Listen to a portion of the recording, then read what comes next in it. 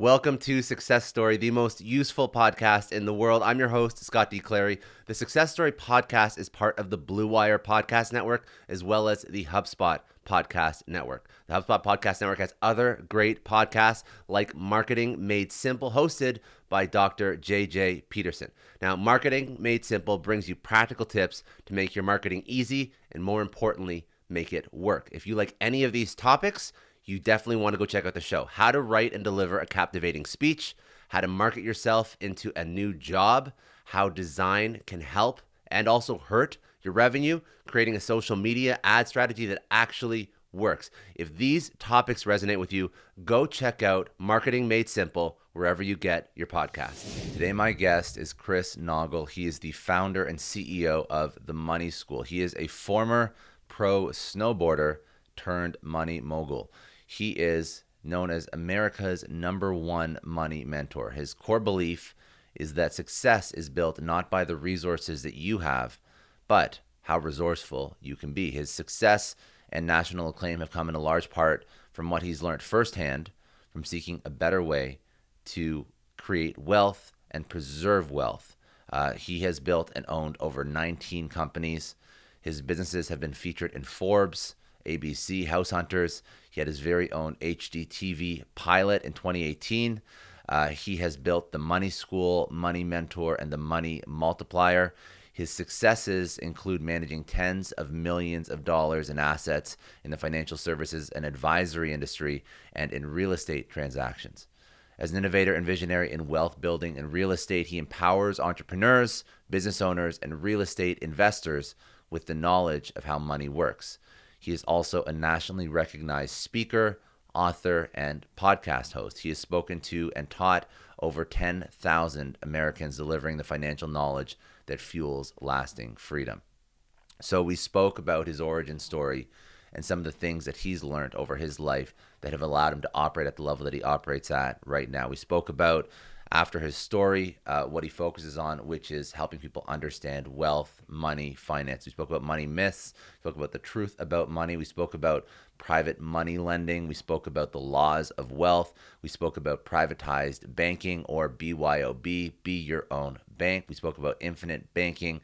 We spoke about recycling and recapturing your money. We spoke about finding ways for your money to gain interest and earn dividends even while you're spending it. And then we spoke about economics. We spoke about what's happened with the Fed printing trillions of dollars. We spoke about what's going to be happening in the years to come. It's not great. He's not an economist, but he spends a lot of time in the weeds understanding how our country, how the U.S. will navigate the next few years, and how inflation will affect the average person, and also how the average person, whether or not you're just trying to figure out how to make ends meet, or you have an extremely large investment portfolio, how you can navigate the impending recession. So let's jump right into it. This is Chris Naugle. He is a podcaster, author, speaker, founder, CEO of the Money School.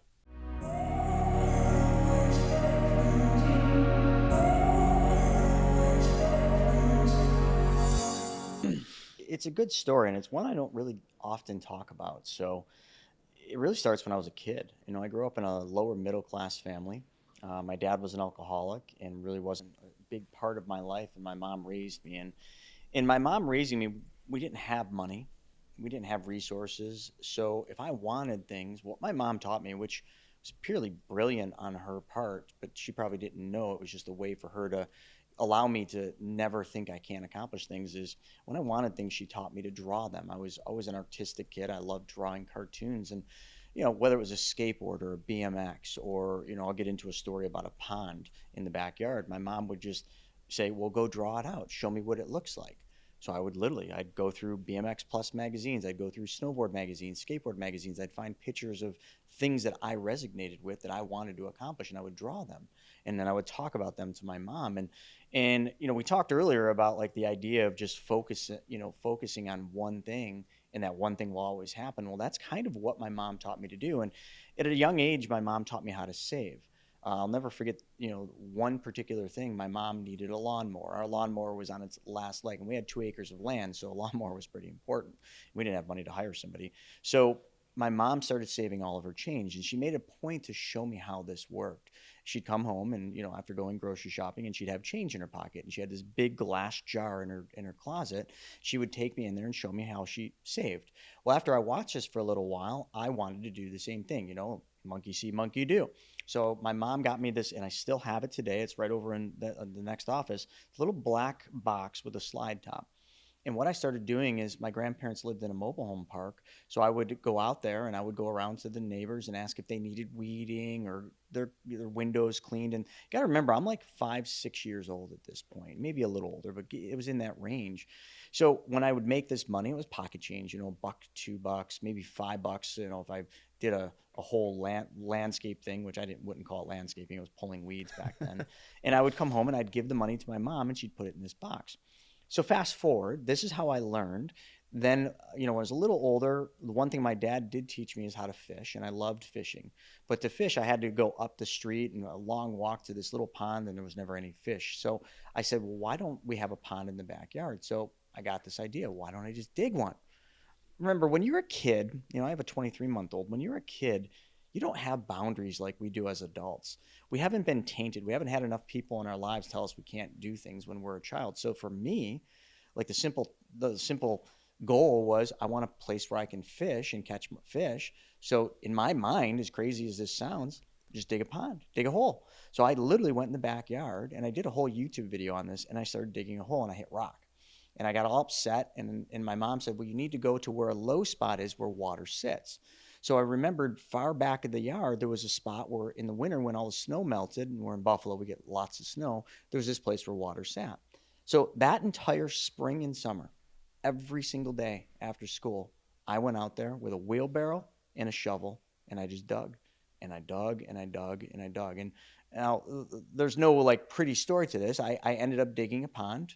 And, when it rained, we had water, and I'd go up the street on my four-wheeler, catch some sunfish and some catfish and put them in my pond. And I would sit out there for hours. I remember just sitting there for hours trying to catch these fish. Now, all of you are laughing, listening, because you're like, dude, you just caught the fish and you threw them in the pond. They're not going to, you spooked them. They're not going to take the bait. I didn't know this.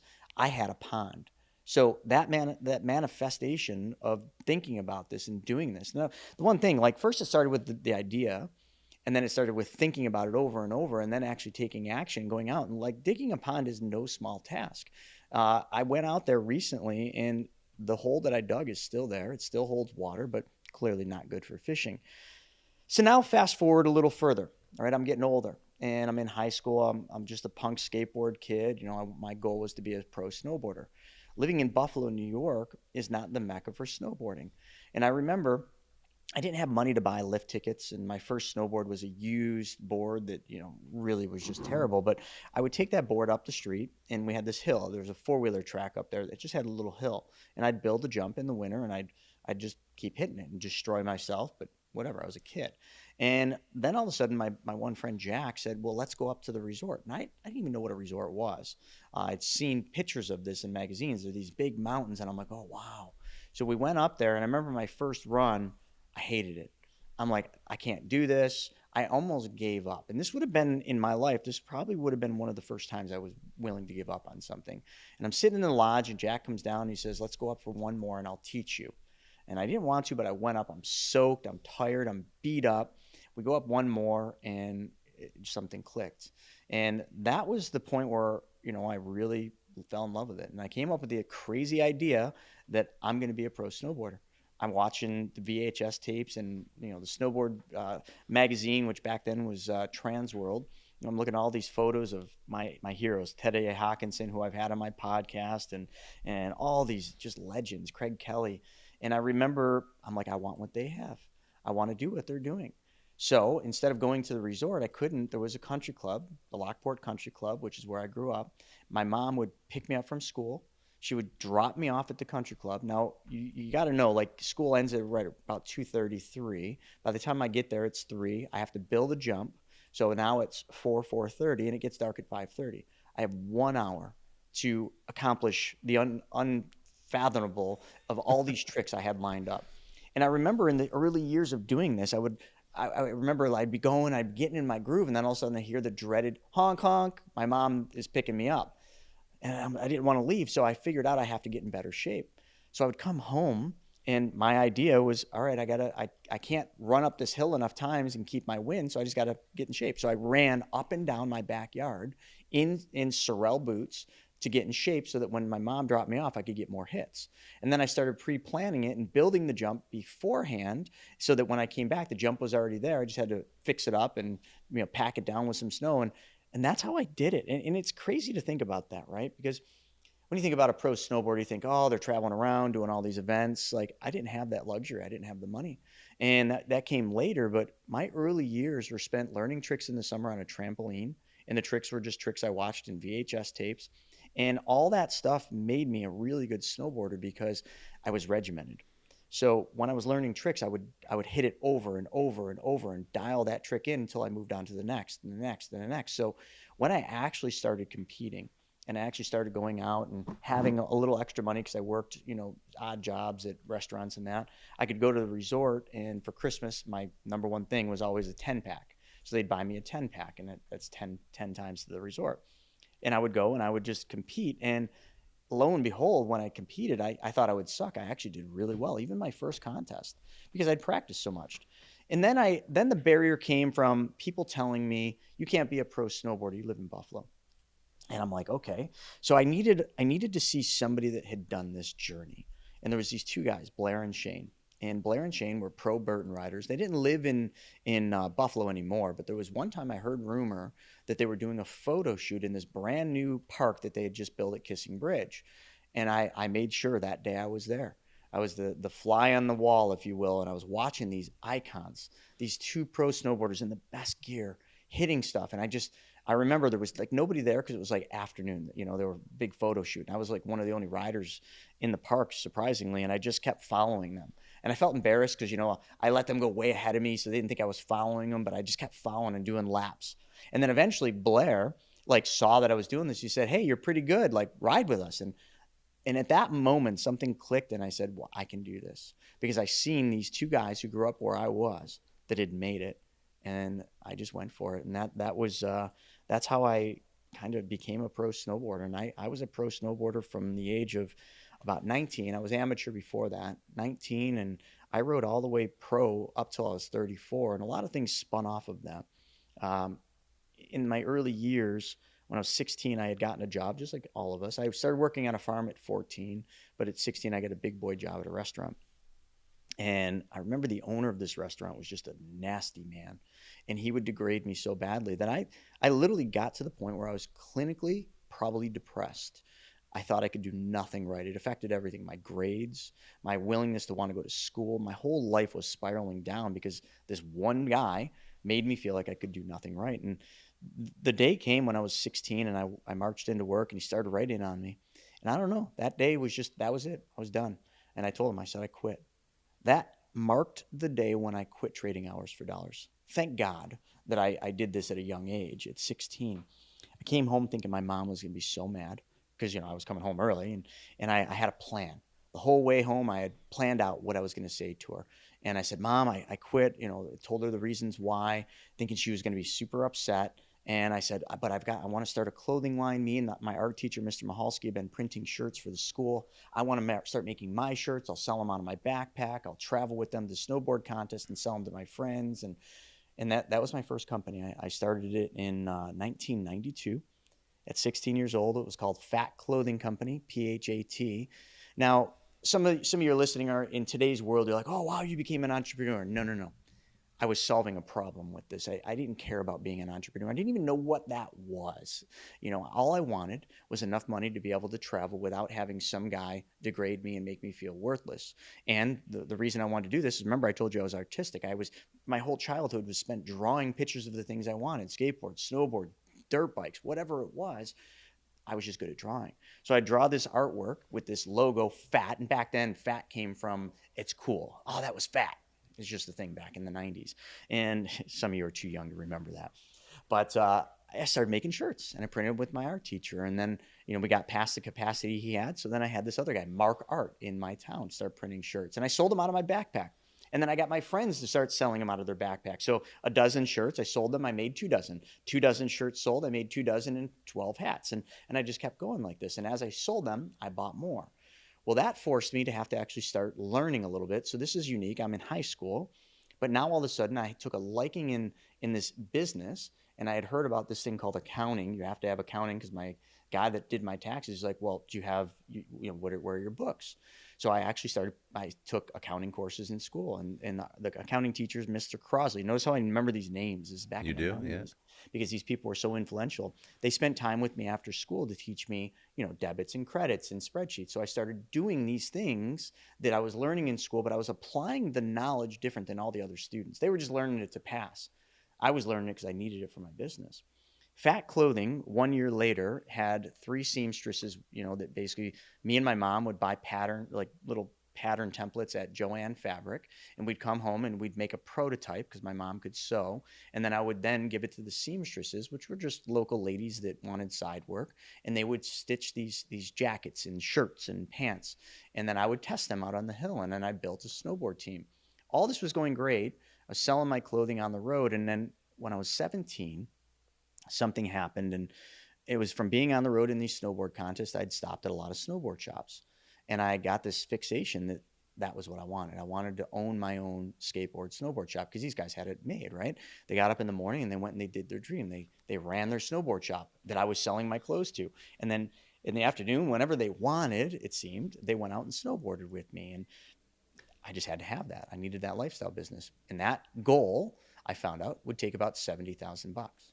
So I went to Can I everyone ask in you my something family. on that? Yeah, Can I ask please. something on that? Because when you find your why, you're so driven. But do you know what makes you tick? Do you know why? Do you know why the snowboard shop? Like, it's a nice idea, but there's probably 1,000 other things that you saw while you were going city to city that you could have been inspired by or interested in. So how do you find that? Because it was in line with my why. It was in line with the what. The what was, I wanted, snowboarding was my life. Skateboarding in the summer, but snowboarding was my life. It was all I thought about, all I cared about. So everything was just a means to that. And a snowboard shop embodied everything that why was. And the funny thing is, we were talking about a lot of books, but there's another book that talks about this, and there's a lot of books that do. But if you figure your why and your what out, like I did, now I did it on accident just because I was so in love with Yeah. snowboarding. But if you figure the why out, the how always happens. But so many people in their lives, and me, which the next part when I was 17, the how is what stood in my way, and the how was $70,000. How do I get 70,000? Everybody says no. Everybody tells me I'm crazy. My father says, son, this is a stupid idea. You're going to lose all the money. You need to come work. I'll get you an interview over at Harrison Radiator, and you can do what I did. And I despise that. And it ended up in really taking a negative relationship with my dad. I actually sent him the single Cats in the Cradle, because he just had no desire to support my dreams and no faith in the fact that I could do this. So the how was I went from the what you were talking about. I think this is where you were going. And now all of a sudden I took my focus off the what, and now I focused on the how, because everybody that I asked, about money drove me to, you can't do this. So the how became my obstacle. And it almost became an obstacle that made it so that my dreams died right then and there. 17 years old, Fat Man Board Shop, which was going to be the name of the shops, and still is. You can look it up. Fat Man Board Shop still exists today. I sold it in 2010. It's 20-some year legacy of mine. And I remember I got a bank, M&T Bank, said, hey, kid, we like the idea. We'll give you an SBA-backed loan, but you need collateral. I'm 17. I don't even know what collateral is. I know that sounds funny, but I figured it out, and I said, oh, perfect. I got a KX 125. I got a 1986 Buick Skyhawk, and I got a baseball card collection. Will that suffice? Not quite. So they pretty much said, no, we need something of significance. And I'm like, I don't have anything. But my mother, remember, I told you she was really a big part of my life, and I call her my unconditional one, but she watched all this happening. She watched this fallout with my father. She watched all these people tell me no and that I can't. And she just sat back. But my mother had one thing, one asset, and that was the house she got in the divorce. And the house literally had about $75,000 in equity in it. And my mom made the decision to put her house up, the only thing she had in the world, so that her punk snowboard kid could chase his dream. And she did. And I did it in November of 1994. Fat Man Board Shops opened. There's 1,000 square foot skateboard, snowboard shop in the Lockport Mall. And that was my first big plunge into being an entrepreneur. Now, remember, I'm 17. Most 17-year-olds are out, having a good time, maybe experimenting, doing the fun things with their friends, going out. Now I had this business, and I knew my mom's house was on the line. And it led to many sleepless nights, many nights crying in the back room of the shop, not knowing how I was going to make it.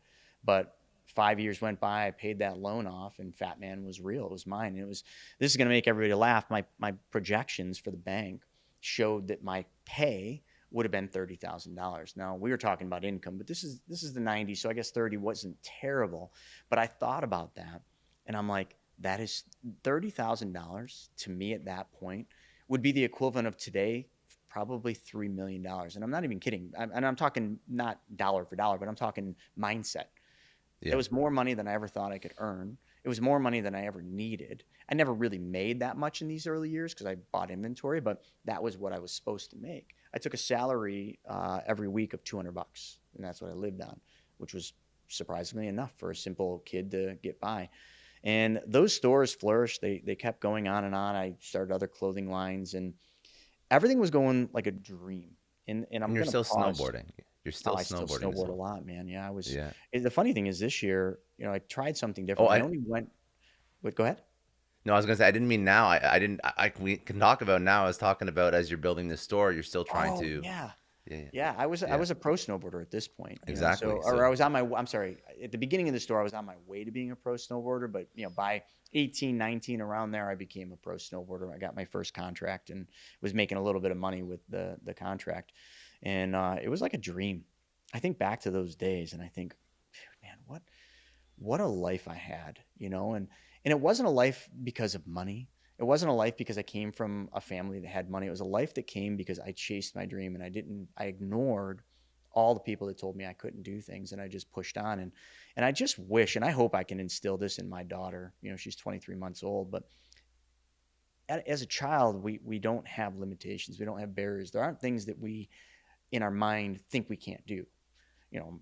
And I had these up until reality kicked in and started telling me I couldn't do things.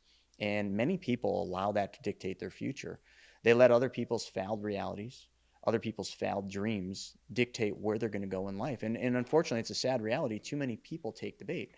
When you really look at it, Earl Nightingale talks about it in The Strangest Secret in the World. If you look at successful people, you look at 120-year-olds and you ask them all, are you going to be successful at the age of 60? Every one of them, 100% will say yes. Reality is fast forward to 60. Take those same 120-year-olds, but now they're 60 years old. Statistics will prove that only one of them is wealthy, 1 out of 100, and only 5 of them would be considered financially successful. How can that be? And folks, I'm talking about the United States of America, the greatest country on earth, the land of opportunity. That's the numbers here. That's not Africa. That's not, anywhere else. That's here. Only 5 out of 100 people are successful. And in Earl's, speech talks about it perfectly. He says the reason for that is only 5 of them people, the reason between success and failure is one thing. 5 of them created something. They went out there and they created, and they shut everything else out and they created. The other 95%, the difference why they weren't successful, why they're not financially successful by Social Security statistics, is because they gave into other people's failed realities. They conformed, is what he would call it. And I didn't conform. My success, and I'm only taking you up now till my early 20s, my success up to that point was for one reason only. I was a creator. That was it. And I would not conform to everybody else. I wouldn't. They tried. They tried hard, and it was hard for me. It was hard not to. That did change, Scott.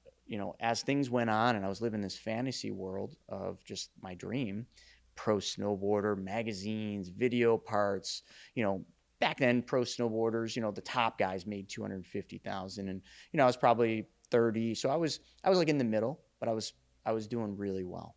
And I had my shops, which were successful, and I did some odd side jobs and things, but take me up to the 2000s.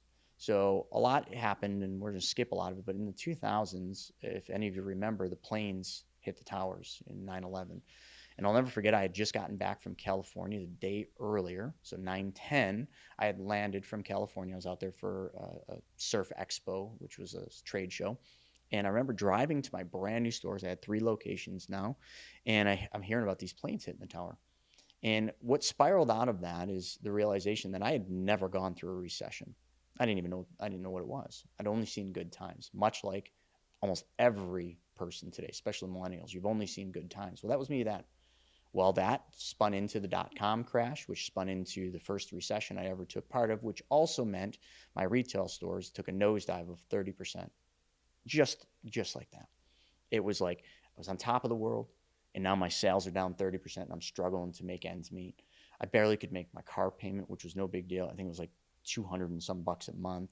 And all of a sudden, I had to go get a job. I literally had a decision. Like, if I'm going to keep living this fantasy world, I got to get a job. The one thing that I had defied and gotten away from all these years now just became very clear. I had to do it. I applied to be a pizza delivery guy because I thought I'll work in my shops during the day. I'll deliver pizzas at night with my friend Mike. Thank God Little Caesars wasn't hiring at that moment because they said no.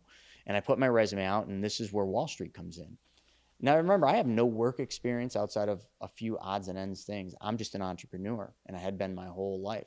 So when I put my resume out, it was very basic. I run skateboard, snowboard shops, and here's my education. I got 2 years of community college. I wasn't a poster child for a resume. And I got call after call after call from Wall Street firms. And I'm like, what? And so I literally watched Wall Street, the movie, because I didn't even really understand it. And I'm like, yeah, I want that. So I went and interviewed, and I ended up getting into Wall Street. And that's where the next phase started, because this was a really difficult thing in my mind. So up to this point, I wore hoodies, I wore beanies, I wore baseball hats, like I was just a snowboarder, right? And now all of a sudden, I'm forced to have to put suits on every day. And I remember my grandmother, who was a huge part of my life, took me to Lurch and Dally, a tiny little locally owned shop, and got me my first suit, a gray suit, a gray shirt, and a black tie. It was a zip-up tie because I didn't know how to tie a tie, and I went to the interview. But I felt so out of my skin and out of my comfort zone wearing a suit. I'd never put one on, and now all of a sudden, now I got to wear one every day. So it was difficult in the beginning of me making a transition from snowboarder to Wall Street guy. And the story really comes down to, and you're familiar with a brand called Volcom. I'm wearing a Volcom shirt now, and it's been a very important brand in my life and in my shops. But Volcom, thank God, made suits. Like for their snowboard athletes, yeah, they made suits. And nobody would have known this, but I had a shop, so I got the catalogs, right, for Volcom. And in the back, like they had these special order suits. So I started ordering Volcom suits because in my mind, Volcom's a skateboard, surf, snowboard shop. If I'm wearing a Volcom suit, dude, I'm cool enough. And when I come from the Wall Street job back to my shop and I'm wearing a Volcom suit, I felt like I kind of made that transition work in my mind. And whether that makes sense to any of you or not, it doesn't really matter. But to me, this was a very difficult transition. So I guess the biggest thing that I will tell you is when I got into Wall Street, the one thing I was very, adapt to is I was in the bullpen. That's where all new reps go. They throw us in the middle and, they say dial, and that's pretty much it. And I watched intently when I was there, all the guys around the outside in those big offices. And all these guys were, 100,000 or more producers. Like they made big bucks. But I remember they got there at 9 o'clock at best. And then they went out for an hour or 2 hour lunch. And then they were usually gone by 4:30. And I said, and I started talking to them, how long did it take you to go from where I'm at to here? 5 years, 7 years, whatever. And I said, well, I want to do it faster. So to do it faster, I just have to do everything they're unwilling to do. I started getting into work 7 a.m. I did all my prep work, got all my paperwork done. So when the market opened, I was dialing. And then when they went for lunch, I really didn't have money to go to lunch at this point. I made calls, and I actually got people to answer the phone. And then at 4:30 when they left, I made appointments to go meet people at their kitchen tables. And I did this for years.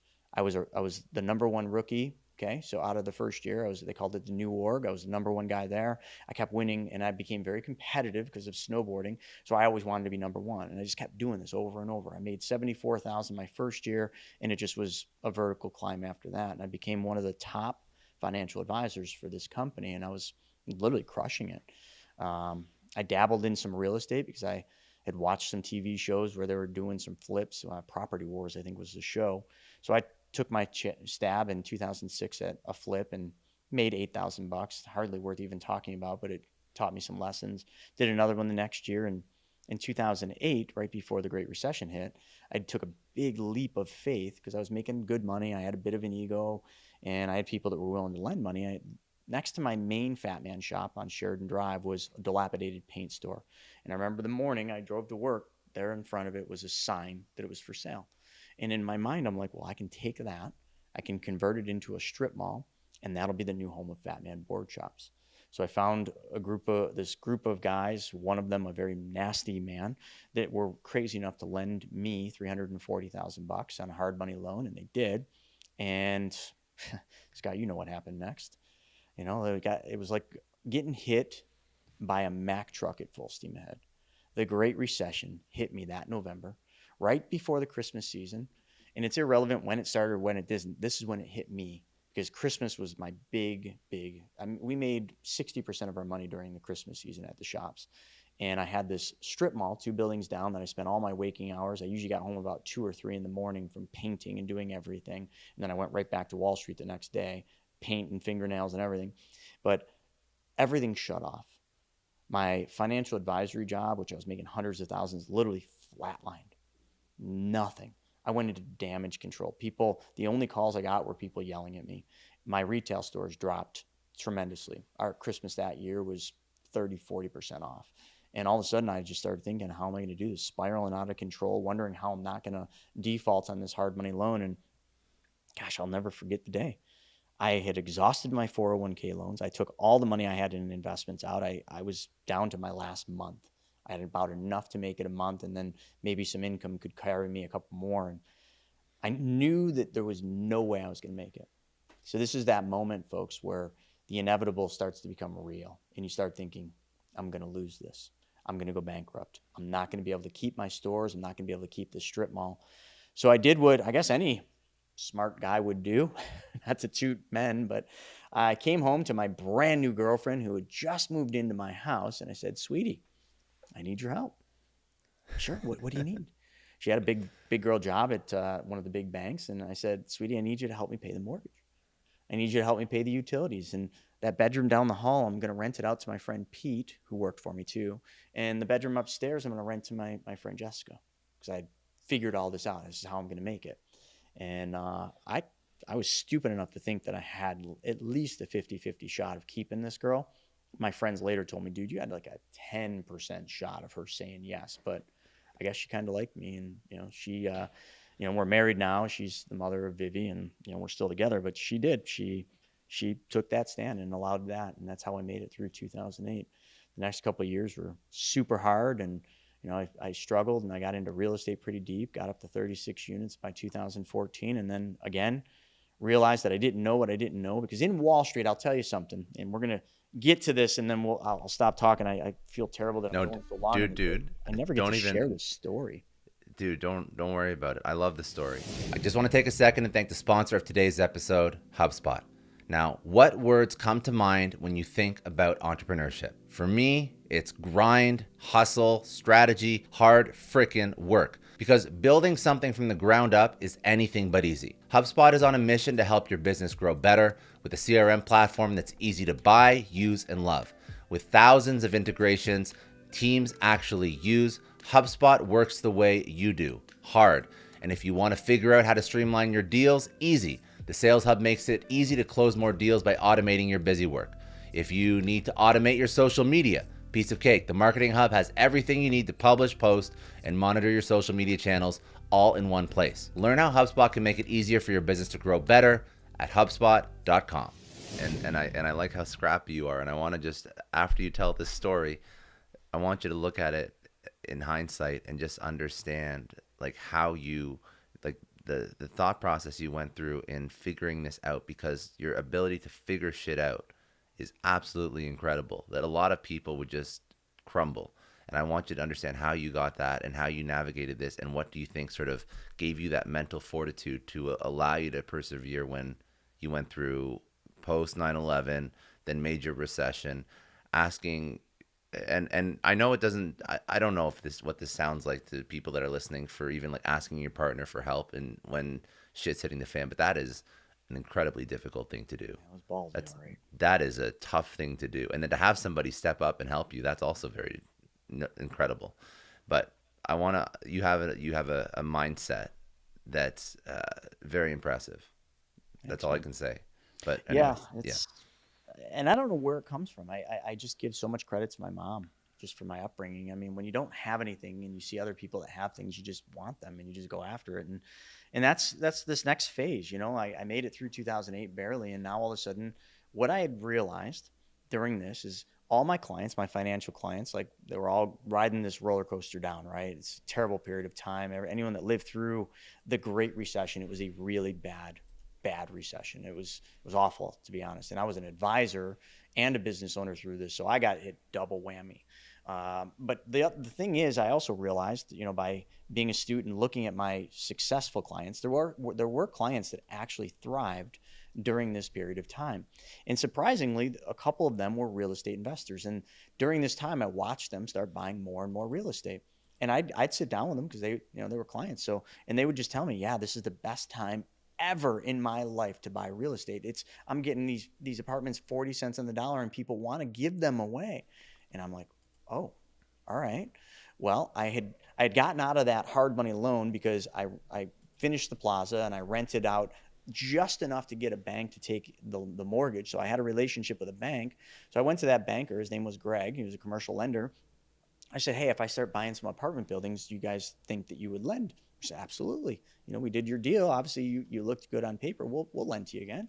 So I found my realtor, Anas, and she started finding me apartment buildings. In 2008 and 9, from 9 to 14, I did this. And it was a very easy time because people were losing everything. Overseas investors that owned these apartment buildings, they just wanted to dump them. And Anas was very good at finding them because she was Middle Eastern. So she had these investors that just needed to dump these properties. So I bought them, and I highly leveraged myself. I literally, every penny I made in the Wall Street job, I moved over to the real estate. Everything I made in the stores, after Christmas and back to school, went over to the real estate. And I would be working in, so think about this, folks. Like I'm working my Wall Street job, busting my butt there. I'm running my stores, which now at this point, I'm more working on the business, not in it. Because I was forced, when I took the Wall Street job, I was forced to not work in the business anymore, which was also very difficult. And I was working on it. So I had managers, which were my friends that worked at the shops, that actually ran the stores better than I ever did. But if I never took that leap out of the business because of necessity, I never would have understood that somebody could do a better job than I did, because I was just tunnel visions. When you're in your business, you see what you see, and you don't let other people's creativity take over. Well, I did, and I witnessed that. So everything's going on at the same time, and now every free moment and weekends I'm spending at these apartment buildings renovating, and I don't know how to do this stuff. I'm learning as I go and renovating, and I'd get a unit done, I'd rent it, and then I'd go on to the next unit. And I just did this for years, and I got up to 36 units by 2014. But you see, there always comes a point where learning also comes from failing. So I hadn't really failed up to this point, come close, but now in 14, this is the moment where I really failed. You see, I just thought that you could just keep going with banks borrowing, and they just keep giving you money because it was so easy up to this point.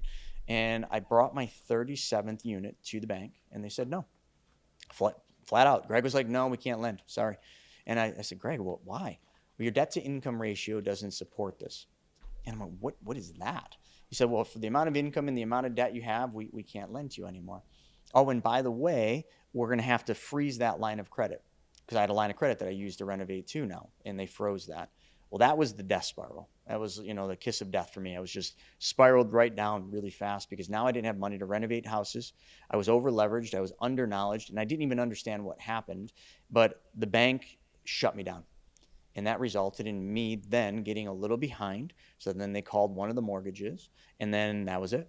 I ended up having to sell all 36 units. I entered one of the darkest periods of time in my life. Nothing mattered. I was playing the blame game, like I hate to say today. Everybody seems to like love to blame everything else. Our sitting president loves to blame everything else for everything that's going on. Well, that was me. I blamed everything else. I blamed the recession. I blamed bad business partners. I blamed everything for what was going on in my life. And I remember at this present point, what I had to do is sell off all these properties. But I had bought me and Larissa were together, and I bought our dream house, and I ended up having to sell that, which then me and Larissa split. I'm literally at the deepest form of what I would call depression, or just like lowest point where you start thinking, should I just drive my truck off this cliff? And yeah, I remember it got so bad that I sold in this dream house, 171 Radcliffe. I sold the house, but I didn't just sell the house. I remember sitting in the bedroom, looking at the bed that my mom had bought, I'd had for a long time, and the dressers, and I put them all on Craigslist, and I sold those too. I sold everything. I had a couple Audis. I sold them all except for one, which was a beat up one. And I literally went through this cleansing period of just selling material things purely because I had to. And I packed a backpack and I went to Thailand, of all places. At first I went to Singapore, then I went to Thailand for a month to clear my head, to figure out who I was. And I went around in a backpack, stayed at hostels, saw some beautiful things, and just tried to figure out, what do I want? And when I got back, me and Larissa got back together, I started piecing together the things, and this would have been 2014. And this is the very first time I ever went to a mastermind. I ponied up $5,000 that I didn't have to go to this mastermind, because I just thought I have to be around successful people that can help me figure out where I'm going. And that was a difficult thing, because I didn't have the money. And that is how I got myself back. I started watching, studying, and intently categorizing it in almost like, I don't want to call it journaling, but almost journaling what all these successful people did. Now, later I found out these people that acted successful really weren't. It's funny, there's a surgeon, Duck V, who's a dear friend of mine now. He was broke when he was at that mastermind, but he, to me, was the iconic multimillionaire, because he just looked the part. He was a surgeon and all this. And I looked and followed everything these successful business owners did. And I started seeing some weird things that didn't make sense to me. I was in Wall Street, remember? So I only knew the traditional financial world, and I didn't think there was anything else. When you're a high-level financial advisor making hundreds of thousands of dollars, you don't think anyone can teach you something new. But when I got into these wealthy people's circles, I realized that everything they did was the complete opposite of everything I'd been taught to teach and everything I'd been taught to sell my clients. Complete opposite. What they did with money was the complete opposite of what I was doing with money. And it came to a head when I was at an event, and I remember these two guys get up. I mean, you notice, I don't have a good memory, folks, terrible memory. You notice these names, how they're just automatic recalling. There's only a couple of them, but these people are so pivotal in my life that I remember them. Mike and Greg, they got up on stage, and they're talking about money and real estate. Mike had an A&E TV show, and Greg was, quote unquote, the bank. And both young guys, so I'm like, wow, look at these guys. And they start talking about how they did what they did, how they were funding real estate, and how they were being the bank. Instead of just doing real estate, they were also lending money. And I remember Greg saying and talking about a concept, and he says, the ultimate in real estate is being the bank. To me, now, to everybody else in that room, that probably went right over their head. But to me, I'm like, oh my God, all I need to do is flip enough houses to make enough money to then, when I can reach the level where I can just become the bank. Well, I was all wrong, because it wasn't about the resources again. It was about being resourceful. And Greg didn't have all the money he was lending. He just figured these things out. And I remember sitting in Salt Lake City shortly thereafter with Mike, asking him questions like, how do you do this? And he talks to me about this thing that I knew, or I thought I knew. And he's talking about like how he lends. And he's like, I'm like, well, how do you lend? He's like, well, I lend from my private bank. I'm like, oh, you dirty dog. You got yourself a bank? And all of a sudden he's like, no. I got this guy that helped me create my own private bank. I'm like, yeah, exactly, dude. Where is it? Let's go check this bank out. He didn't have a bank, but he had a bank. He did everything that a bank does, but he did it with what he called his private bank. And what I found out in this conversation, that this private bank was not a bank at all. It was using a giant mutually owned insurance company to hold and house his capital. And then from that insurance company, he lent that money out. And then I found out what the product was, because remember, I'm an advisor. So what's the product? What is this product? I got to know this. And he tells me it's whole life insurance. And I'm like, no way, dude. Nope. Whole life doesn't work that way. You should be buying term, investing the difference. Some fool told you a lie. There's no way this works this way, Mike. And Mike, very successful, and today is probably worth a couple $100 million, leans into me, nonchalant, at Cheesecake Factory in Salt Lake City, and says to me, Chris, if it doesn't work this way, how have I been doing it? And I sat back, ego destroyed, thinking, dude's got a point. Maybe I don't know. I said, teach me, Mike. And he said, I can't. You got to call this guy, Brent, who does it for me. So I called Brent immediately on the drive back to my friend Jack's house in Salt Lake. And I'm like, Brent, just met with Mike Baird and blah, blah, blah. And going off. And he's like, great. Have you seen the video? I'm like, what? I don't need to watch a video. I'm an advisor, man. I got 14 years in financial advisory. Like, I know what this is. Like, come on, show me the way. He says, you got to watch the 90-minute video. So I pause. And then that Sunday, I took a big cup of coffee down to watch this stupid video that before he'll talk to me. And I hit play. And this 90-minute video is the biggest transition point in my life, because I saw what the wealthiest families in history have done and have always done. And I saw how they did it. I saw how they used a vehicle that I always thought did one thing. They used it in a completely different way. And I saw how it worked. And it was kind of like the equivalent of when you find God. To me, it was that equivalence. Nothing was ever the same. First off, I lost full faith in Wall Street. My job as an advisor took a different turn. I just stabilized. I just did just the minimum to figure this stuff out as I learned from Brent. And I became one of Brent's, he mentored me, not in a mentoring capacity, but I became a client, and I went to all the places where he spoke. I watched him speak over and over to try to get these little things to figure them out, and I started learning it. But I didn't just learn it, I applied it.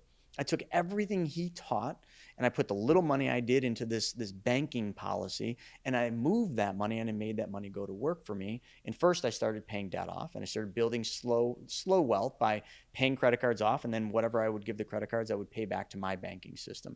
And I just kept doing that. And then I started doing it with my first car, which was the first car I did that with was an Audi A8. It was a used one, so don't think, oh, wow, you had an A8. Well, I did, because as an advisor, like, you had to have that status thing. And I was a pretty high-level advisor, but I started doing this. But I'm getting too deep into this. This 90-minute video changed everything.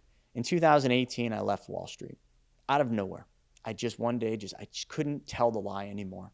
I couldn't do what they wanted me to do anymore, because I knew it wasn't right for the clients, and I knew it wasn't what wealthy individuals did. But I knew that stepping out of that would mean I have to find income. So that income came in another dream. And we talked about this. I had gotten this idea from Mike and from Tarek and Christina that I wanted a TV show. And me and my wife, she's a pretty girl. I'm like, well, let's start we were flipping houses, but let's start doing it and filming it. And as a snowboarder, I had guys that were videographers. So they came in and they filmed it and edited it. And we made sizzle reels. We sent them off to A&E and HGTV. And long story short, we eventually got a shot with HGTV. Our show aired in 2018, the year I left Wall Street, because literally when we got the green light to air, I went to my brokerage, which you have a compliance department, and I said, hey, I need another OBA, outside business activity, and I'm going to do a TV show. Oh, dude, they were like, nope, you're not doing this. Kid, you got to decide, are you going to be a financial advisor or a real estate guy? And you got to decide right now. No problem. Mike, the guy sitting right next to me, you want to buy my practice? We negotiated. I sold my practice to him. He still cuts me checks every single month for that practice. And I was now a full-time real estate investor. And I did the hardest darn thing you can do in real estate, and that's flipping. And that's what I did, using this infinite banking concept that I'd learned from Brent and Mike to kind of fund a lot of this stuff. And that's how we got the show. And the show didn't take. We aired 6 times. And HG was bought by Discovery and decided we weren't going to make the cut and go on. And it was the biggest hit for me. But that was the moment when I realized what I had to do. Tail between my legs. I'm sitting with Brent after he had just spoke at our RIA, because we had a RIA here. And my wife kicks me under the table and says to me, she says, you need to help Brent. What do you mean? You want me to start going around speaking, teaching people what I've been doing with this? And she said, precisely. No, I got this idea. I'm going to do this thing, money school, and I'm going to teach, self-directed IRAs and all this stuff. And she said, no, you're going to do this. Happy wife, happy life, boys and men. Learn from that. And I did. And our company is one of the most well-known and the biggest, companies that do this specialized thing called privatized banking. And I teach it around the country, and a lot spun off of that. We've got a fintech company we were talking about because of that book, Play Bigger, where we basically created the equivalent of what a dating site would be, like eHarmony, for money. And I brought you right up to the current time. Sorry it took so long, but there's a lot I unpacked there. No, you went through it, man. That ties everything together. I was wondering how we were gonna go through all this stuff, but you're good, man. You brought it all. You brought it all to a Hundreds of times culmination. doing it. I've just never done it like this, Scott. This is the first time I've ever told the story, because you kind of gave me the free pass in the beginning. Yeah. Don't ask, don't pause. Just tell your story, and no one's ever let me do that, so I'd never have. So I just gave your Because audience first. I'm not gonna ever ask the questions that I need to ask because the story's in your head. So I appreciate it. So I want to let's talk about now. Let's talk about present day. Let's talk about. I still need to better understand this private banking system. So what do you teach over? Like, if I don't want to misinterpret this, and I'm just coming at this for the first time ever. So when you work in this system, like you're finding deals, you're acting as a bank, but you're funding the bank yourself, or you're basically acting as like the broker, and you're finding high net worth individuals and you're bringing them into deals. It's all my money. So think of it this way, right? We all have been taught to go out and work for money. We've put a monetary value on our hours, and we do that. So for those of you listening, some of you are watching, I'm holding $100 bill. We make money, and when we make money, most of the money goes out and gets spent on our living expenses. If you live in Toronto, all of it goes to your housing. Just kidding. But not a lie. Not a lie. Very true.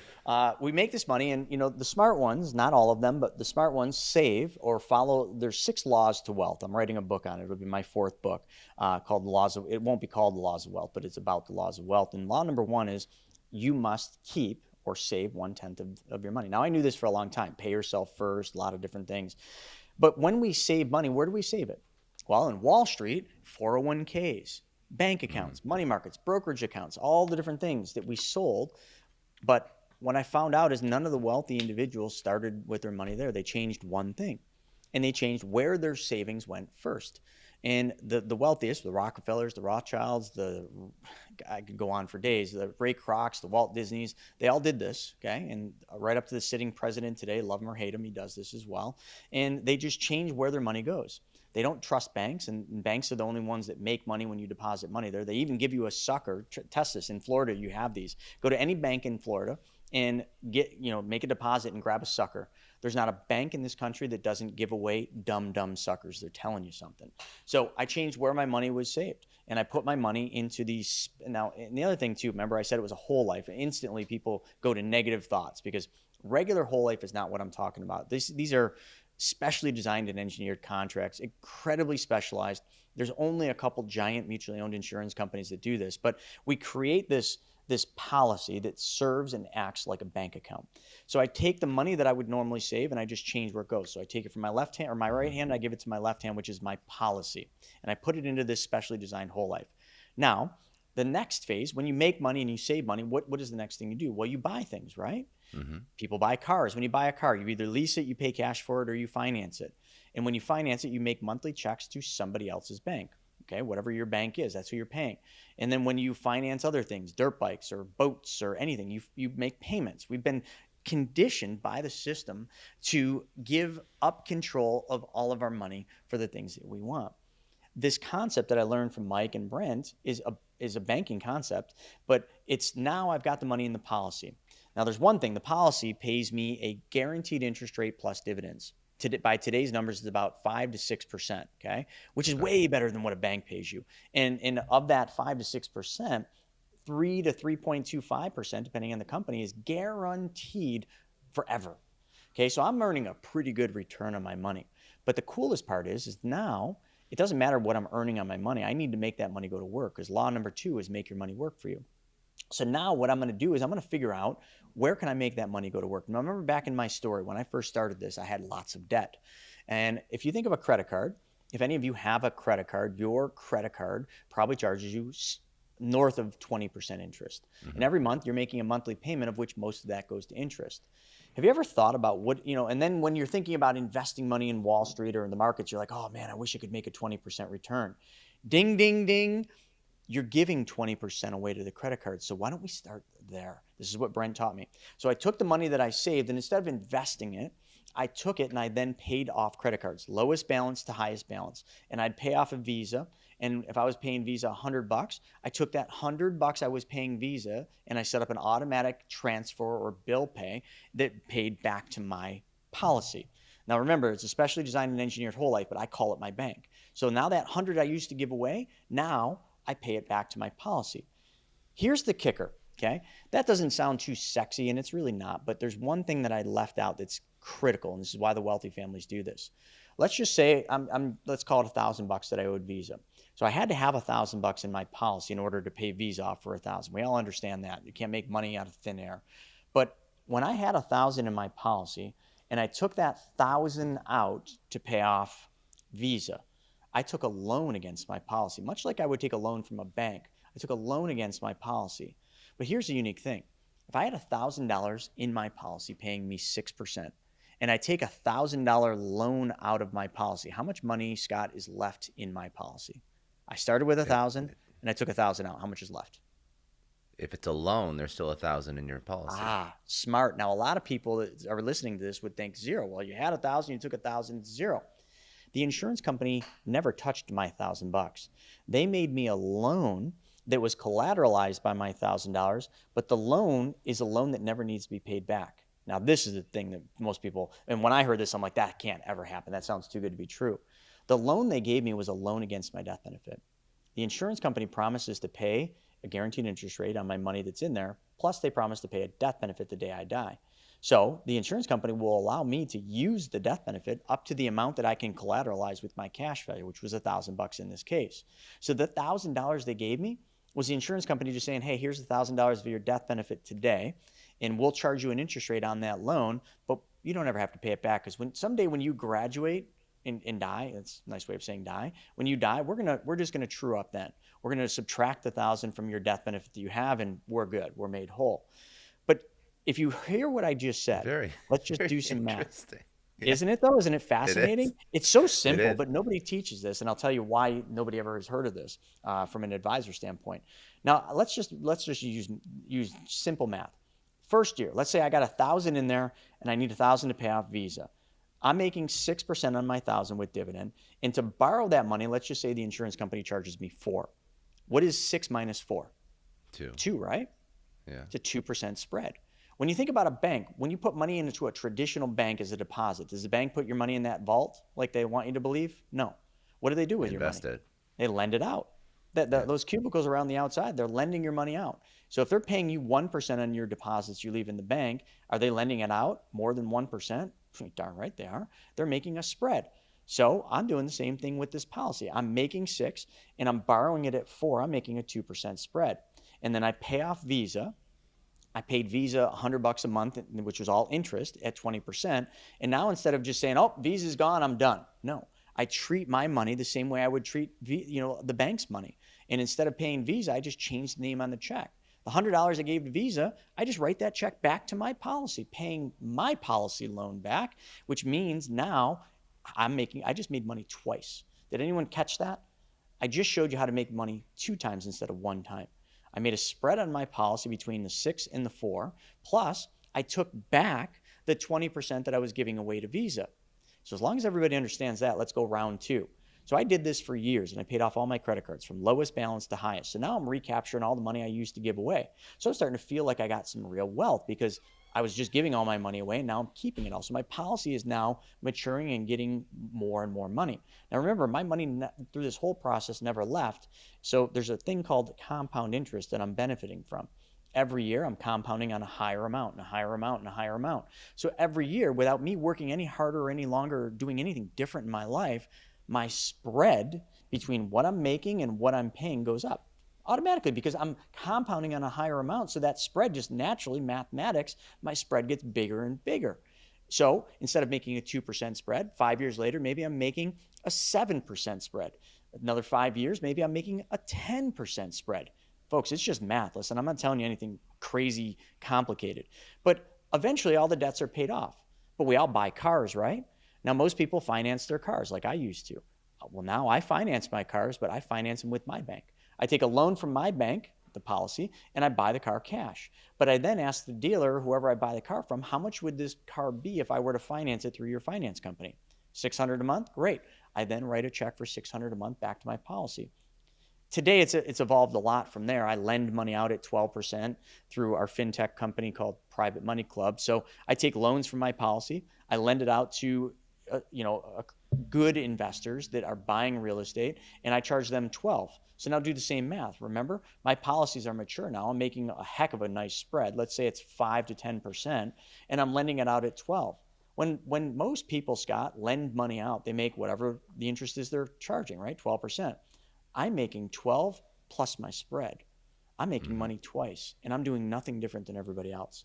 I've been doing this now for a long time. This is what I teach, and I teach it. And the reason no one knows about it, because it's still like one of the biggest secrets of the wealthy, is if I was an advisor and I was to design one of these policies for my clients, I would have to give up 90% of my commission. How many advisors want to take a pay cut of 90%? I'll give you the answer: 0. None. Zero. That's an None. easy I number wouldn't to have. come to. Yeah. I wouldn't have. The insurance companies, like in the early years, I worked for a company called New York Life, and then I worked for their investment division called Eagle Strategies. But they never taught us this, but yet they knew all about it.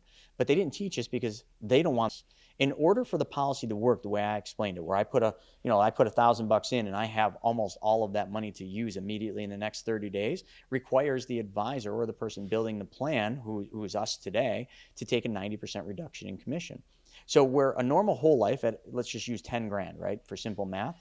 If somebody put 10 grand into a regular off-the-shelf whole life with their advisor or agent, that advisor will make a minimum of $5,500. That's a good day in the office, isn't it? So you put 10 grand into a regular whole life, that advisor just made a pay of $5,500.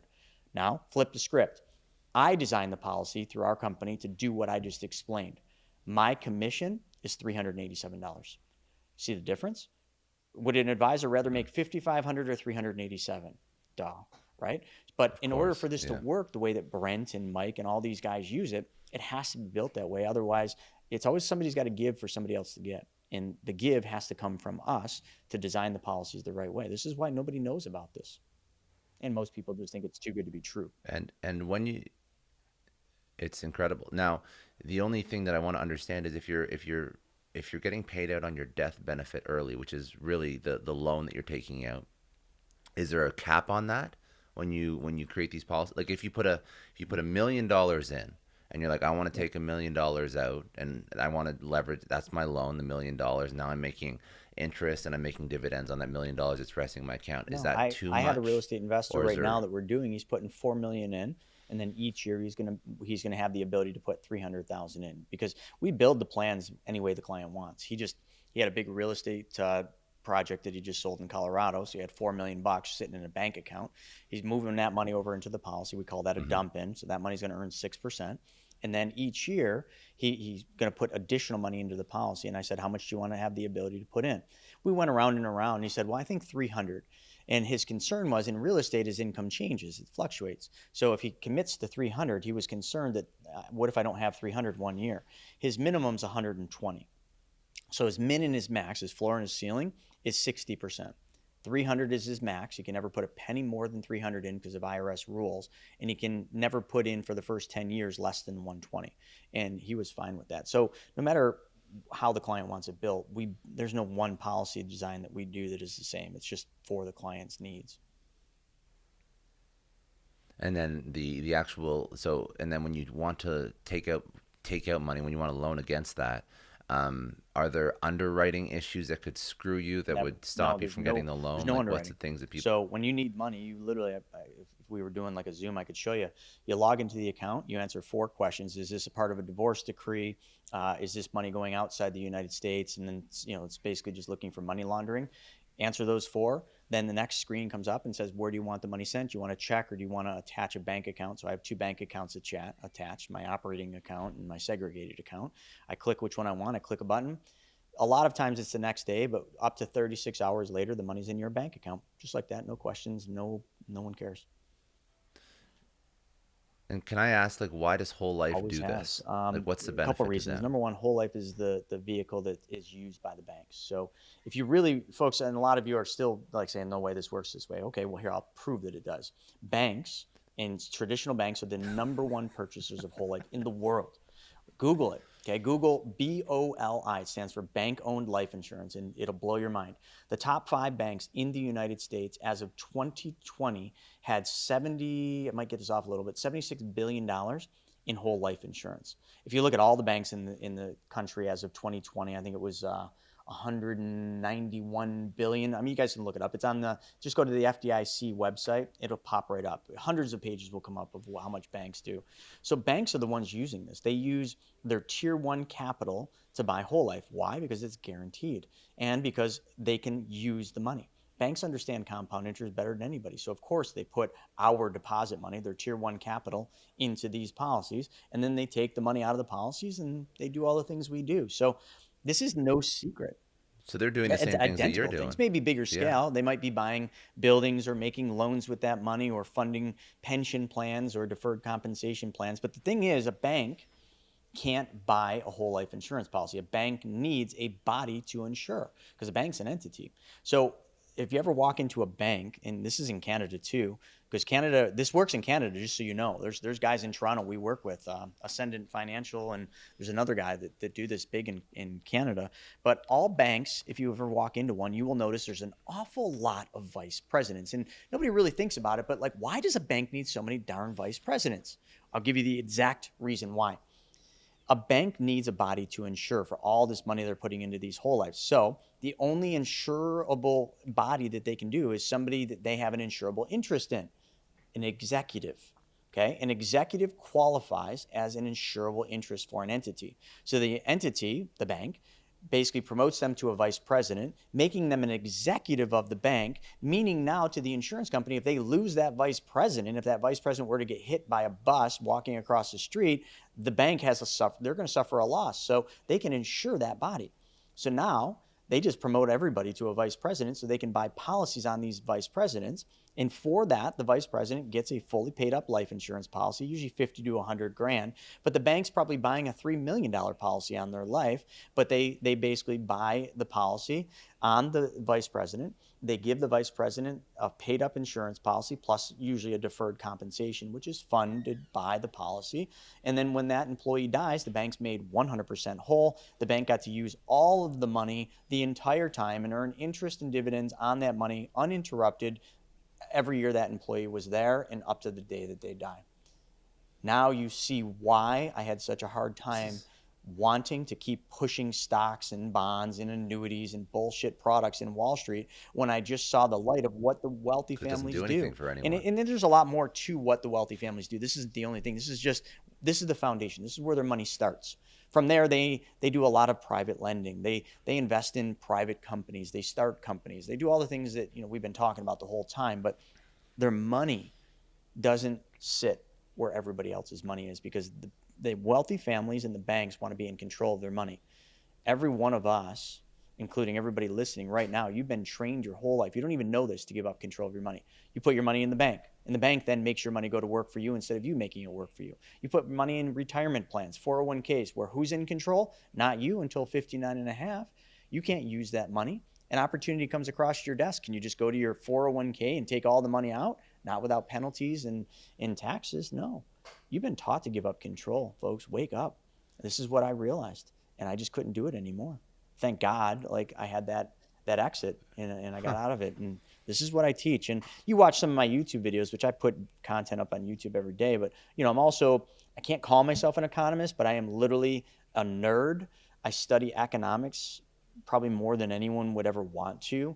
I understand cycles and patterns and what happens in the markets, and I could pretty much predict to you and tell you exactly what's coming in the next year or 2 years because of history and what I know of economics. And you wouldn't like it if I told you, so just probably skip that. I just want to take a second and thank the sponsor of today's episode, Manscaped. Now, Manscaped has spent 2 years designing the most comfortable boxer briefs out there.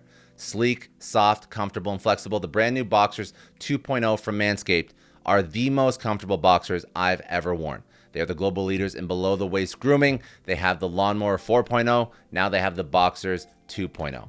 If you want to check these out for 20% off plus free shipping, use our code 20success at manscaped.com. Here's a little bit more about the Boxers. They are a game changer. The micro modal fabric is buttery soft and breathable. It keeps everything cool. Walk, run, strut. These moisture wicking Boxers breathe without breaking a sweat. The tagless waistbands hug your body without digging in, and it lays flat against your skin to reduce chafing. Front fly opens, giving easy access and makes bathroom breaks quick and efficient. You can even choose from an arrangement of designs and colors and sizes ranging from small to 3XL. Now, get 20% off plus free shipping with our code 20success at manscaped.com. That's 20% off plus free shipping with our code 20success at manscaped.com. No, I think it's interesting too. So, do you want to go into that? Yeah. It's up to you. We can go into, because I think it's also, dude, it's up to you. So we just went through a lot. I think people have to I have to wrap my head around this a little bit. I probably have to. Where do people go to learn more about this? Because I find this incredibly fascinating. And also, like, you teach us over, what are the negatives? What are the downsides? What are the red flags? Where are the places people get screwed? First and foremost, you have to be saving money for this to work. So that excludes some people. If you're living paycheck to paycheck, like, this isn't going to help. I can't make money grow on trees for you. So you have to be saving money. Secondarily, when you put the money into the policies, you're not going to have access to 100% of it in the first year, maybe even 2 years, depending on how it's funded. So there's a period of time of a few years where every dollar you put in, you can't use every dollar. It's usually about 90%. So if you put 1,000 in, you can use 900. If you can't live with that, this isn't going to work for you. And secondarily, you have to be able to fund this for at least a 10-year period at some level, right? Like, maybe you want to do 500 a month or 1,000 a month. That's your max. You have to be able to do at least $400 a month if you want to put 1,000 in. So there's a minimum savings level that you have to be able to put into these in order for this operation to work. Those are the biggest negatives. And life insurance companies aren't nonprofits. There's a cost for the insurance, but all the numbers boil those out. You'll never pay us a fee for designing the plans. We get paid by the insurance company. I already told you, $387 per $10,000 of deposits somebody puts in. So that's how we're compensated. And even though that's a small amount, we do this right now. We have about 4,800 clients. So you guys can do the math. It's a good day in the office. But in the beginning, it sucked because as you were building, it was like being broke. It was like starting over again because you're just doing these tiny little nickels and pennies, but we had to see the big picture, the scale. So those are the negatives is, you have to save. You're not going to be able to use 100% of your money. There are costs for the insurance portion of the contract. So there's no free lunch out there, folks. I'm not sitting here saying that this doesn't have a cost to it. It certainly does. But when you look at the numbers, the cost is only an issue in the absence of value. If the value isn't enough for you, don't do it. This isn't for everybody.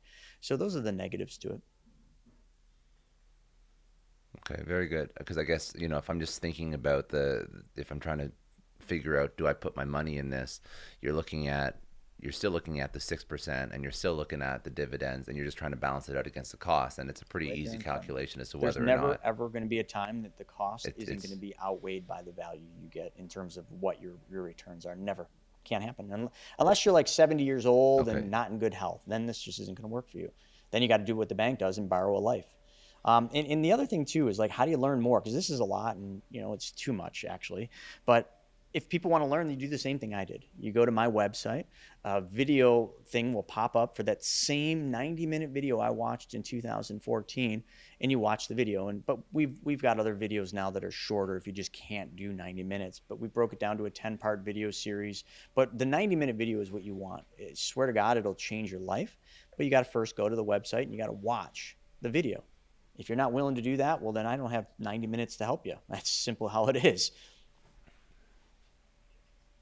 Very good. Okay. Let's just do a little bit because you're so entrenched and you're always studying and researching finance and economics. Just talk to me about, because I know that's going to be interesting for people that are already listening to this episode. So talk to me about, let's talk about recession. Let's talk about inflation. I'm going to leave it to you. Easy. Where do you think I'll we're tell you going exactly and where what's we're going, and I just can't tell you when because there's not a person on earth that can time the markets. But I'll tell you where we're going. We are in the brink and in the midst of seeing what I would call the perfect storm. Okay, one of the biggest financial storms we're going to see in our lifetimes. I think it will be the equivalent or worse than the Great Depression, but that's just my speculation based on the things I see. But let's just, a lot of you are like, oh yeah, no, that's not what's going to happen. Okay, so let me quantify that in big words that we use in the space. Here's why. You all know we're in an inflationary period, and that's because they printed $5 trillion during the pandemic. But you see, the printing press started back before 2008, but we'll start at 2008, and they never stopped. So they printed to the tune of $9 trillion. Now, the U.S. government doesn't print money, okay? The U.S. government, it has, a relationship with a separate entity called the Federal Reserve. I call it the devil, but you can call it whatever you want after you read The Creature from Jekyll Island. But they have the Federal Reserve, which prints money. And when the Fed prints money, they can print as much as they want. It's an unlimited amount. They don't just hand it out. They exchange it. Okay. They will trade the dollars that they print out of thin air for debt. The US government and many other countries give the Fed debt in the form, in this country, it's called treasury bonds.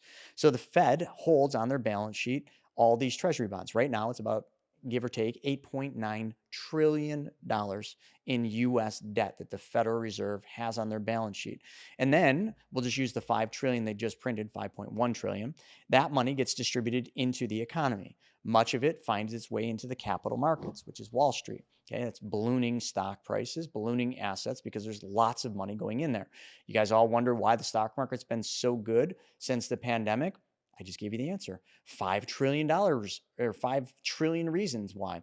Not only that, the US government then stimulated the economy, which was brought down because they shut it down. Canada for longer than the US. They shut it down, so they then handed out checks, stimulus checks, EDIL loans to businesses at 3%, PPP loans, okay, completely forgiven if you had employees. And they stimulated the economy to the point where literally they overstimulated it. They overstimulated it because they got a gridlock where supply and demand didn't match up. People had more demand than they did supply. Hence all the ports, all the backlogs. People wanted goods and services. They wanted real estate because for years, like real estate pretty much halted. Then all of a sudden it just opened up and everybody wanted it. But not only that, the thing that most people won't see, because everybody understands that drives inflation. Inflation is nothing more than a hidden tax. When the government, or when the Fed prints money and exchanges it to the US government, that is an inflationary thing because you're making money out of thin air. So the only thing that printing money does is it devalues your dollars. If you look at 1913 straight through to, and I can only go to 2019, I hate to see where it's at today, but 1913 to 2019. In 1913, $100 had a purchasing power of $100. In 2019, that same $100 has a purchasing power of $3.87. It's far less today. So every time they print money, it's inflationary. Inflation is a hidden tax, and all it does is devalues your dollar, making you see it as things get more expensive. Things aren't really getting more expensive. Your dollar's buying less. That's all it is, folks. Inflation is not the fact that things get more expensive. That's how they explain it because it's easy for you to articulate the price of the fuel, the price of help, orange juice or milk or anything you buy. It's all expensive. It's not expensive. It's just your dollars are buying less because they printed more of them. It's so easy to understand. So now that we've got this crazy inflationary problem, 8.5%, which is a big problem. Okay. And it's rising and rising because they printed too much money. The Fed has to slow this down. So if you pay attention, you watch the news, you've seen this. I'm not the person bringing this to you, but they are doing three things. The Federal Reserve, first off, has announced they're going to raise interest rates 7 times 2022. They've already done it once, 0.25%. 0.25% raise in interest rates spun mortgage rates out of control. We went from last year being able to get a 30-year mortgage for around 3%. How much is it right now? Look it up, folks. Google it. 30-year fixed mortgage, over 6%. And that's just a 25 basis point increase in rates. They're going to do 6 more to slow this thing down. The next one will be 50 basis points. What's that going to do? It's going to make everything even more expensive. Your car payment's going to get to be more. If you buy a house, it's going to be a lot more. If your credit cards are going to be more, your lines of credit are going to be more. Everything is going to get more. They want it to be that way because they want to slow the growth down to curb this inflation. 7 times. You tell me, what will this look like at the end of 2022 if they raise rates 7 times and let's just say they do it between 25 basis points and 0.5%, you're going to see rates over 7%. We haven't seen that in a long time, folks. That's going to slow this machine way down. It's going to hit Wall Street straight in the middle groin section like a swift kick to a man's genitals, okay? It's going to hurt. It's going to slow real estate down big because people that could afford the median home price of $387,000 now can't. They can afford $250,000. Folks, you're not doing the math right. So that's the first one, but that's not the big one. That's not going to send us into a deep recession, but the next one will. The Fed has also announced that they're going to do something that they've done in history, roughly about 7 times, and they are going to unwind the balance sheet. So remember I told you the Fed on their balance sheet has $8.9 trillion worth of debt, U.S. Treasuries and mortgage-backed securities. And they're going to start selling those into the open market. Google it, folks. Look at it. Powell said $95 billion a month starting in May is what the Fed's going to do. They're going to start selling $95 billion worth of those bonds to the tune of roughly estimating about $3 trillion of the $5 trillion they printed. Now, Scott, you ever watch the movie Spaceballs? Awesome flick. Yeah. Do you remember the part where Helmet and the bad guys pull their big ship up to that planet, whatever it was called? It was Earth, but they pull it up to Earth, and then it converts into a maid. And remember, like the Earth opens and they put the vacuum cleaner on Earth and they start sucking the air out. If the Fed sells $95 billion a month or $3 trillion into the open markets, the vacuum cleaner scenario I just gave you is exactly what the Fed's doing. They printed $5 trillion and now they're going to take $3 trillion back out. 7 times in history, give or take, is how many times the Fed's done this. Every single time they've attempted to do this, you hear it as the soft landing or whatever, every time they've attempted to do this in history has resulted in a deep recession except for one time. Third thing, okay, and this is the, we'll call it the iron cross or the telltale. 2 weeks ago, I believe today, on the news, you would have saw something called the inverted yield curve, which means those treasury bonds, there's different durations. There's 5-year, 30-year, 2-year, 10-year. The 5 and the 30, which if you buy a 5-year bond, that means in 5 years from today, the U.S. government pays you back all your money, guaranteed, okay? If you buy a 30-year bond, that means the U.S. government pays you back in 30 years all your money, guaranteed. And in the middle of that, they pay you interest on that money each year. So wouldn't it make logical sense that if you only did a bond, an IOU with the U.S. government for 5 years, they'd pay you a higher interest rate, or they would pay you a lower interest rate on that 5-year duration than they would pay you on a 30-year. Because 30-year, you're going way into the future. They're going to pay you more interest, right? Well, right now, the 5 pays more than the 30. It's called an inverted yield curve. The reason that is that the big money in the industry, the insurance companies, the hedge funds, the Wall Street people, they're buying 30-year bonds, a lot of them, driving the yield down because they know something's coming. Then the real one happened, the 2 and the 10. Same idea, right? 2-year, 10-year. They inverted. So you now can make more interest on a 2-year treasury bond than you can on a 10-year treasury bond? That makes no bloody sense. Exactly. Every time this has happened in history, I think there's 22 times it's happened, and I don't know the math, but I can go from like 1971 or 1974 on. It's happened 7 times. Out of 7 times, every time except for one has resulted in a deep recession. So now you just take history and you look at one other telltale sign. Sorry, I'm giving you one bonus one. And this is something that Ray Dalio talks about. You all should watch a video on YouTube called The Economic Machine. Okay, it's Ray Dalio's, just go into Google, type in The Economic Machine. It will explain this. There are cycles in markets, and there are cycles in the debt markets, which are the biggest part of the economy. Right now, there's a short-term debt cycle, which is why you've seen recessions in your life. It's usually 5 to 7 years. Every 5 to 7 years, we have a rise and a fall, like the Great Recession, like .com. But every 50 to 75 years, there is another cycle, which most of us have never seen in our lifetime. Actually, all of us watching this probably have never seen a long-term debt cycle. You would have had to have lived through the Great Depression. A long-term debt cycle is 50 to 75 years. If you do the math, 1933 or 34, wherever you want to count, right straight through to today, where are we? Far enough. We are at the end of a long-term debt cycle. We are already on the way back down. You just haven't seen it yet because the government, had a printing press that they could keep manipulating this through modern monetary theory. Folks, I hate to be the bearer of bad news, but you take all this data, you look at history, and you plot it out, We are on a collision course for one of the biggest, most tragic financial episodes we're probably going to see in our lifetimes. So now that I've scared the crap out of all of you, I got some good news. If you know that this is coming, we just don't know when, all you need to do is prepare. And if you prepare for this thing, it won't be a tragic event. It won't be a bad event. It will be single-handedly the biggest, largest opportunity of your lifetime. You just got to get ready for it. And that's what I teach, Scott. Like, yes, I teach the infinite banking concept. Yes, I teach private lending and all those good things that the wealthy do. But the one thing I will tell you that I am doing is sounding the warning bells, just like Ray Dalio, the founder of Bridgewater Capital, the largest hedge fund in the world, just like Warren Buffett, silently but openly, just like so many of these other guys out there that are telling you what's coming, the economists, the Harry Dents, the Jim Rickards, all of them are saying the same darn thing, but everybody's ignoring it because you're chasing short-term gains. Law number 4 of wealth. When you seek unrealistic returns, your money will flee you every time. It's just a matter of time. So don't play this. Don't play with this thing. I'm telling you, this storm that's coming, this beast will tear you apart, will tear your family's finances apart if you play the game. Don't be in Wall Street right now. And if you are, be very tactical. And I hope you know, like, and understand what you're doing. And that's what everybody should do. They should, law number 3, protect your wealth. You should only invest in things you know, like, and understand. And make sure today you really understand them. And make sure you're playing the short game versus the long game. Because the long game is going to be a dangerous one if you don't have the time horizon or the risk tolerance to handle a 30, 40, or 50% decline in your investment portfolio. There, I told it. I said it.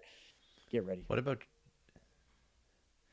No, dude, it's awesome. What about people that are not as highly leveraged, but the average person is just working the job and trying to make ends meet? What is that? So let's look at the different things that could impact someone's life. So you have their job, you have their investment in maybe traditional vehicles, you have investment in real estate, you have investment in now crypto and DeFi. All those different people, how does it You affect gave me a them? lot of different people. It'll affect each one different. The average person working a 9 to 5, taking a paycheck, making things work. The biggest risk they have if they don't have much money in the markets and too many assets to worry about, very little impact. I mean, the biggest risk would be they could lose their job because the company they work for might not make it through the next economic recession, or they might lay people off. So you might be part of a layoff or lose your job. Very little impact. Usually, I don't mean to classify it, but usually like the lower income earners or, the lower class, so to say, are little affected outside of that in terms of economic recessions. The middle class, as always, is the one that's going to be hit the hardest. The middle class that has money in 401ks, has got some money in investments outside, maybe owns a small crypto portfolio, maybe has 1 or 2 rentals. They're going to be devastated because it's going to hit all those assets. Your real estate will be fine. I think real estate is the greatest investment on earth. But you have to understand, if you're doing real estate and you're doing it for the speculative upside that you've been seeing for the last decade of the price of your house going up and up and up, that will stop. I just told you why. That's going to come back down. No big deal if you're renting it and you're just going to rent it straight through this. But if you have a liquidity or an exit strategy inside the next 5 years, it's game over for you. You're not going to make it, and you're not going to sell your house for anywhere close to what you paid for it if you bought it in the last couple of years. You just won't. I'm sorry. So plan on a long-term rental strategy, and you'll be just fine. Matter of fact, like I told you, remember back in the Great Recession, those clients of mine that were making money hand over fist, they were in real estate. They were long-term buy and hold guys. They weren't the flippers. The flippers went out of business. The flippers that made a lot of money are the ones that started flipping into the recession as it went down. They did really well. They all became multi-millionaires like Mike and Greg did. And then, crypto is an interesting thing. And I'm not a crypto expert, but I surround myself around crypto experts for sure. I like crypto. I think crypto is going to be around and specifically, let me quantify that. Bitcoin and Ethereum. Let's be very specific. Maybe XRP and Cardano and a few others, but Bitcoin and Ethereum, they're not going anywhere. But they're very tied to the market. So if the stock market crashes, crypto will also crash with it. Just look at the charts, folks. I'm a chartist, right? I study this stuff. I know how to read it. Like when the stock market goes down, I will tell you crypto goes down. And if I looked right now, I could show you, oh, the market's down, my Bitcoin account's down. But I'm playing Bitcoin short term right now, and I'm doing well. I'm trading off different levels. Like it just dropped down to 38. I bought a nice little chunk, and I'm looking to exit it about. I almost got rid of it yesterday, but I missed the 43. My target's 44. I'll get out probably 42 to 44, and then I'll wait for it to go back down, and I'll buy it again. And some people are like, oh, that's so stupid. Really? Because I've been doing quite well. because I bought it when it went down to 28. I sold it when it got to 44 last time. Then it came back down to 30. It's a fun little easy game. It takes maybe a minute a day for me to do that. But there's a lot of people playing the long game in Bitcoin. They're buying it to hold for the long haul. I will tell you, you will probably make a lot of money doing that if and only if you don't allow investor sentiment, your inner voice, fear, get in the way. Because I'm going to promise you, if you bought Bitcoin at 50, 60, 40, it's going way lower. And when it goes way lower, just shut your eyes. Actually, delete the app. Just delete the app so that you can't do anything. This is the best advice I could give you. Delete the app. If you got Coinbase, delete it and keep your position and just hold it. Because in 5, 10 years, Bitcoin will probably be worth a lot if they can maintain the finite amount. Now, I know China's trying to beat that and beat the code, but who knows? Hopefully, it's just like the book, Creating Bitcoin. I don't know, I read a book about it, but hopefully it can't be beat and there's always a finite amount. I think crypto is definitely the wave of the future, blockchain specifically. So my bet is on Ethereum more than any other one because of the problem it solves. And I think the biggest risk you're going to see in the next year or 2 years, it's already happening, is the U.S. government and the Federal Reserve and central banks going to a digital currency. The U.S. dollar is dead. They're crushing it right now. They're killing it. Eventually, the U.S. dollar will give way to a digital currency. It's already being enacted in China and other parts of the country. That digital currency, just so you know, will not be Bitcoin. I laugh at people when they think, oh, yeah, Bitcoin will be the next. No way. They will never, ever adopt a decentralized currency. It will be a centralized currency that they control wholeheartedly, and you won't want it. But they're going to convince you to trade in your Bitcoin, just like they convinced people back in the 70s and back in the 30s to trade in their gold for US dollars. How'd that work out? Not so good. So don't do it. How did they convince people? Because I know when they switch up to made gold. it so that you couldn't hold gold, that you couldn't exchange gold, you couldn't use gold as a means of exchange. Like, they pretty much made it illegal in a roundabout way. I mean, there's more to that story, but that's the simplest explanation. But gold still is around. Interesting. I mean, gold still is a store of value. Gold still is a good investment long term, and it's in do or die times. If we ever needed it, it can be one of the few things that you could use as a means of exchange. Clip corners of it, buy bullion. I'm not big into the collectible coins, but I think there's some merit to those. I think, like, just start buying a little bit. I mean, every month I have a subscription to a place called 7K and I buy bullion. I'm not a huge gold bug. I mean, I move my money. That's what I do. My money's always out working for me, constantly moving in and out. That's how I beat inflation. That's how I make the majority of the money I make. But gold is just a nice little side store of wealth. And no more than 10% of my wealth will ever be in gold, silver, precious metals. It never. I just don't think anyone needs more than that. But I think it's a good thing. And then crypto, like, it's an alternative investment. I hate that it's so tied to the markets, which is not what it was supposed to be, but that's just what it's become. And I think crypto's definitely got some legs. If you're playing in the DeFi space, it's interesting. I've been learning a lot about it. I think that might have some legs, but you're going to get burned probably a couple times before you figure out what's right and what's wrong there. Well, if you go into the smaller projects, you got to really look at the utility, the Yeah. use of it, and what problem it solves, and put your, again, law number 3 of wealth: protect your wealth. And to protect your wealth and follow the laws of wealth, all you do is you should only invest. And I wholeheartedly mean this.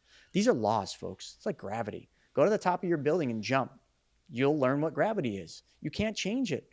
Well, you can't change the laws of wealth either. The third law of wealth just says protect your wealth. And in protecting your wealth, you should only invest in things you know, like, and understand. You think Warren Buffett invests in things he doesn't know, like, and understand? That dude studies everything he invests in. He knows it front, back, and sideways. He doesn't invest in many things. But when he invests in something, it's because he knows, likes, and understands it. So let me ask all of you that are watching this, and Scott, you as well. Why would you invest in something you don't know, something you don't really like, and something you don't understand?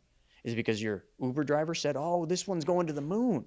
Well, that happened back in the Great Depression to Kennedy Sr. The shoe shine boy was giving him stock tips. He took that as a sign, it's time for me to exit. He got out of the markets, shorted the markets, and made all of his wealth right there. Like, read the story, the shoe shine boy. Just invest in things you know, like, and understand. If you're going to invest with other people, invest with people that have knowledge through wisdom and time. That is it. And through wisdom and time, they will have failed. So make sure you ask people about their failures. I transparently told you all my failures. I've learned because I failed enough times to figure out what didn't work, and I will fail many more times. Recently, I just had another failure. I defied the fourth law of wealth. I did an investment seeking unrealistic returns because it sounded awesome, and I did it, and I'm going to end up losing probably most all my money in that. Lesson learned. I went against a law. And you always learn, you always lose. And, the laws, again, just go through them super quick for your audience, okay? Because I know we're going long. But number one, keep or save 1/10 of the money you make, gross. If you're not doing that, that's the first step. Law number two, make your money go to work for you. I told you lots of ways to move your money. Make your money work for you. Don't leave it sit lazy. Number three, protect your wealth. We just hit that one. Number four, don't seek unrealistic returns. If you do, your money will flee you. And don't invest with fraudsters and gurus that promise you unrealistic returns because they will steal your money. Number five, most important one out of every single law. Every single day you wake up and every single day you do things, do it with intention to solve someone else's problem. There's not a company in the world that doesn't solve somebody's problem. Scott, your companies solve somebody's problem. That's why they're successful. My companies solve big problems. Private Money Club, my eHarmony of money, okay, peer-to-peer lending solves a really big problem for the average person that doesn't have access to what hedge funds and Wall Street does. Create companies or create things that solve people's problems. And number six, and final, in life, work your entire life to create a legacy that's bigger than you. That legacy doesn't have to be the amount of money you leave to your children. Too many people think legacy is that. Leave behind knowledge. Teach your children how money operates. Teach your children these simple laws and principles. I'm writing the book for my daughter so that she understands the laws and the 10 rules to prosperity so that she doesn't ever defy them like her father did and like her father had to ride these roller coasters. My daughter should never have to do that because I'm leaving a legacy by teaching her through my failures and through wisdom. Leave a legacy, folks, every day. Think about that. Focus on it. Just manifest all of those different things. Anything you want in life and anything you ask of life, life will give you. I'm living proof of that. But that doesn't mean it doesn't come with pain, suffering, and hard effing work. There's nothing in life that's easy. And if it is easy, it's too good to be true. And go back to law number 4 because your money's going to flee you pretty quick. So get it out and then call it a day and just move on. Amazing, man. Okay, let's do, I want to do a couple rapid fire to close this out. Before I go into those, any last closing thoughts or where should people connect with you? All the social, all the websites people should go check out. I urge all of you to watch the 90-minute video. Okay, go to chrisnaugle.com. It's Naugle. It's right on the bottom there. chrisnaugle.com. A 90-minute video will pop up. Just watch the video, and if you want, book a call with us. We don't try to sell you anything. We'll just answer your questions. You can also get all 3 and soon to be 4 of my books for free on the website. Just pay the shipping to your house or get the ebook for free. Social media, I'm everywhere. YouTube is at the Chris Naugle. All my channels, TikTok, YouTube, Instagram, Facebook, every single channel out there except for Parler and what's the new one, whatever it is. They're all at Truth Social, which I'm 468,000 on the waiting list. Anyway, it's at the Chris Naugle. I put free content out everywhere. You're going to look and you're going to have a very hard time finding out something you can buy from me. I give it all away for free because I understand that you have to solve people's problems, and in doing that, it's giving. So that's how you find me. Watch the video, do all that good stuff. I'll leave with one quote that's changed my life, and then we'll go into rapid fire. And it's a quote by Will Rogers. And Will Rogers said this. He said, "The biggest problem in America is not what people don't know. The biggest problem in America is what people think they know that just ain't so." That hit me hard when I heard that because I was that person that thought I knew what I didn't know. But the problem is what most people think is not what you don't know. It's what you think you know.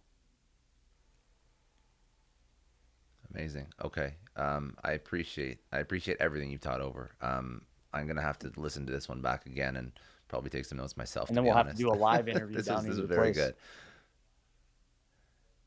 You teach over a lot. So you're coming to Miami. We'll do a live one in studio. Whenever you're down here, we'll figure out other stuff to go into. I'm sure I'll pick another topic that you talk about on YouTube. We'll go into something else.